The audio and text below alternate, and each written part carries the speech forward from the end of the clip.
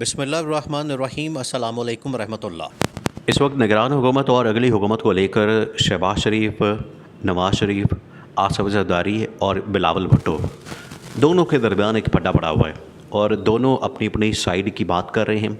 दोनों अपनी अपनी हुकूमत बनाने की बात कर रहे हैं।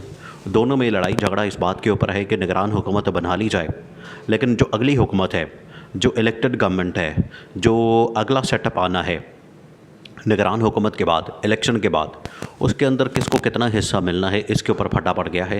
इसके ऊपर शदीद किस्म के इख्तलाफात और शदीद किस्म की लड़ाई पड़ गई है और उसमें शरीफ ख़ानदान और जरदारी ख़ानदान एक दूसरे के आमने सामने आ चुके हैं। दोनों में लड़ाई क्या है उसको आपने समझना है कि इनके दरमियान असल में मसला क्या और ये दोनों चाहते क्या हैं, किस किस तरह से आखिरकार इनकी जो राहें जुदा हो रही हैं और इनके मकासद क्या हैं, इनके टारगेट्स क्या हैं और टारगेट्स के लिए जो इनके डायरेक्शन और इनके जो रास्ते हैं वो भी अलग अलग हैं। सिर्फ एक पॉइंट आपने इस बात को समझना है कि सिर्फ एक पॉइंट है जो इन दोनों को इकट्ठा करता है, सिर्फ एक पॉइंट, वो है इमरान खान। इमरान खान इनके लिए बहुत बड़ा हवा बना हुआ है, बहुत बड़ा इनके लिए अज़ाब बना हुआ है, जिसकी वजह से ये दोनों एक पॉइंट के ऊपर, एक जगह के ऊपर, एक प्लेटफॉर्म के ऊपर आपको इकट्ठे नज़र आते हैं। लेकिन जैसे ही इमरान खान को साइड पर रखकर ये बात करते हैं आपस में, तब इनकी ये लड़ाई शुरू हो जाती है। और बंदर बांट के ऊपर देखिए, वो कहा जाता है कि चोर जो है ना वो आपस में नहीं लड़ते उतनी देर तक जितनी देर तक चोरी ना हो जाए, वो माल पानी इकट्ठा ना हो जाए। जैसे ही माल इकट्ठा होता है चोर आपस में लड़ पड़ते हैं। यही इनका हाल है कि इमरान खान को माइनस करके और इस्टेब्लिशमेंट को साइडलाइन करके जब ये आपस में बैठते हैं बंदर बांट के लिए और इक़्तिदार के लिए, शेयर के लिए, पावर शेयरिंग फार्मूले के लिए, तब इनकी लड़ाइयाँ शुरू हो जाती हैं। और ये जो पावर शेयरिंग फार्मूला है ये आखिरकार आज़ाद कश्मीर, गिलगित बल्तिस्तान और उसके बाद अब पूरे पाकिस्तान में दो निगरान हुकूमतें, पंजाब और केपी में, सिंध और बलूचिस्तान में निगरान, और फिर उसके बाद इलेक्टेड गवर्नमेंट चारों सूबों में और ऊपर वफाक के अंदर। अब इसके ऊपर फटा पड़ गया, इसको आपने समझना है। शरीफ ख़ानदान असल में ये चाहता है कि हम दोबारा से हुकूमत में आएँ, दोबारा से इक़्तिदार हासिल करें और दोबारा से उसी तरह से जिस तरह से नवाज शरीफ ऊपर बैठा हुआ था, शहबाज शरीफ पंजाब के अंदर था, ये अब बिल्कुल उसी तरह का एक मॉडल बनाना चाहते हैं, फार्मूला बनाना चाहते हैं।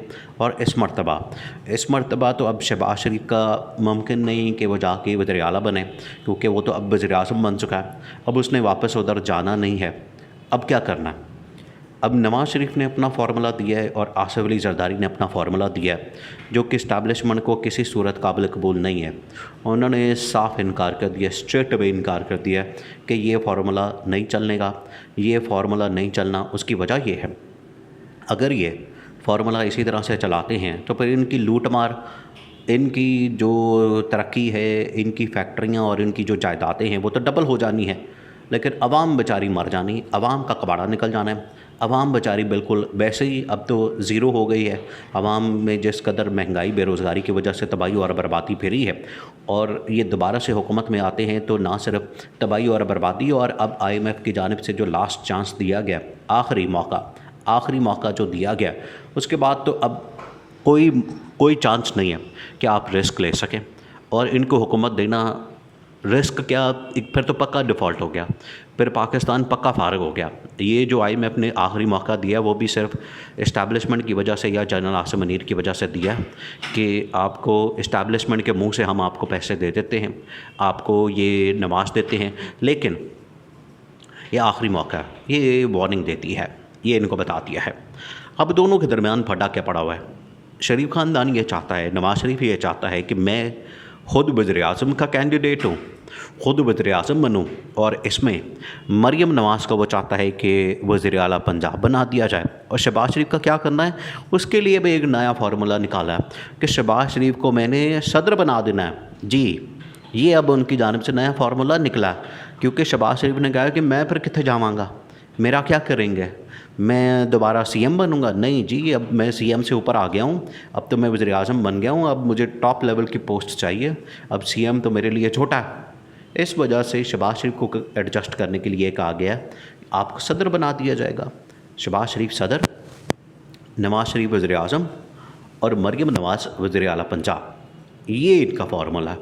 और बाकी KP के अंदर थोड़ा बहुत शेयर, और इस तरह से ये एक फार्मूला बनाना चाहते हैं और ये इस्टेब्लिशमेंट को भी कंट्रोल करना चाहते हैं और उसमें चाहते हैं कि हमारी मर्ज़ी के बंदे लगे हों। ये फटा पड़ा जब ये नवाज़ शरीफ ने इस तरह की फरमाइशें की हैं। दूसरी जानिब जो ज़रदारी ख़ानदान है वो क्या सोच रहा है उसको आपने समझना। ज़रदारी क्या कह रहा है? ज़रदारी कह रहा है कि बिलावल भुट्टो वज़ीर-ए-आज़म, आसिफ़ा भुट्टो जो बिलावल की बहन है आसिफ़ा, वो बनेगी वज़ीर आला सिंध, और जो आसिफ़ ज़रदारी है ख़ुद वो बन जाएगा सदर।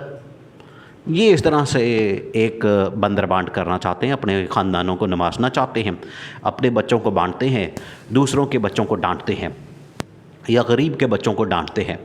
तो ये इनकी हालत है, ये इनका हाल है, जिसकी वजह से इस्टेब्लिशमेंट को जब पता चला कि ये तो इन्होंने आपस में ही लुटमार मचाई हुई है कि हम एक दूसरे को तोहफे देंगे, इस तरह से नवाजेंगे, ओहदे देंगे और हुकूमत करेंगे, मुल्क के ऊपर बैठ जाएंगे, हुक्मरानी हमारा जिस तरह से कोई जद्दी पुश्ती हक़ है, ये जद्दी पुश्ती को ख़ानदान चला आ रहा है जो ये समझते हैं कि हुक्मरानी हमारे खून में है और हुक्मरानी हमारे ख़ानदान में है, हुक्मरानी हमने करनी है।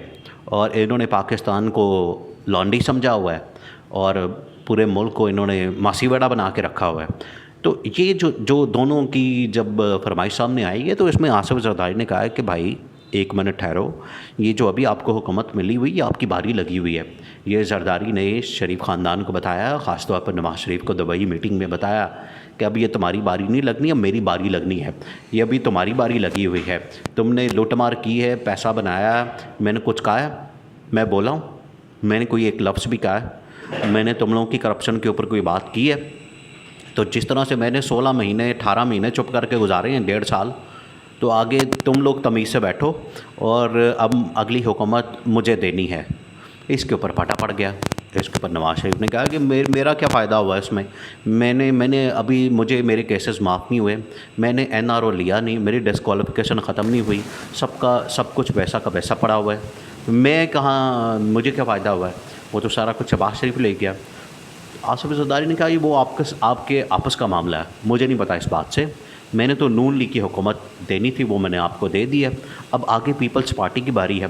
जब इनकी ये लड़ाई देखी है जनरल आसिम मुनीर ने, उसने सर पकड़ दिया कि ओहो, ये यहाँ पर तो इनका आपस में फटा चल रहा है। जनरल आसिम ने कहा है कि ठीक है, फिर मैं अपनी मर्ज़ी की कोई निगरान हुकूमत लेकर आता हूँ और साथ में अगली हुकूमत भी।